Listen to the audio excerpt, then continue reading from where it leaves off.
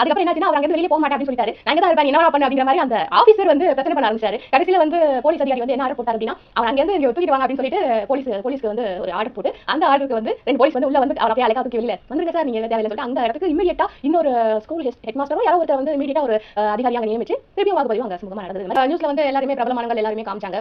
Mostly எல்லாரும் white ஷர்ட்ல வந்திருந்தாங்க. அதை வந்து ஹைலைட் பண்ணி நியூஸ்ல வந்து போட்டிருந்தாங்க. தலைவரும் சரி, அப்புறம் வந்து உலகநாயகன் வந்து ஒயிட்ல வரல. அவர் வந்து ஒரு நல்ல ஒரு யூத்தா ஒரு டிஷர்ட் மாதிரி ஒரு அழகான ஒரு ஷர்ட் போட்டு வந்தாரு.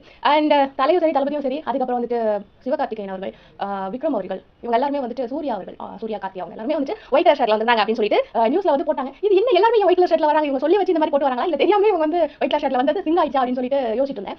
அண்ட் சமூக வலைதளத்துல இதுக்கு ஒரு கமெண்ட் போட்டிருந்தாங்க. என்ன அப்படின்னா, கால சட்டை போட்டா தான் ஏதாவது ஒரு கட்சியோட சேர்த்து வச்சு பேசிடுறீங்களா, அப்புறம் என்ன பண்றது, ஒயிட் கலர்ல வந்தாகணும், வேற வழி இல்ல அப்படின்னா அதுவும் ஒரு சரியான காரணம் தான் இல்லையா? நான் ஓட்டு போட போறேன் அப்படிங்கிற ஒரு ப்ராப்ளமா இருக்கிற ஒரு பட்சத்துல நான் போட்டு போற ஒரு ஷர்ட் கலர் கூட அங்க வந்து பேசும். அதை வச்சு கூட நிறைய பேர் வந்து கருத்துக்களை தெரிவிக்கிறதுக்கும் அதுல கமெண்ட் பண்றதுக்கும் நிறைய வாய்ப்புகள் இருக்கு. அதனால கூட நிறைய பேர் வந்து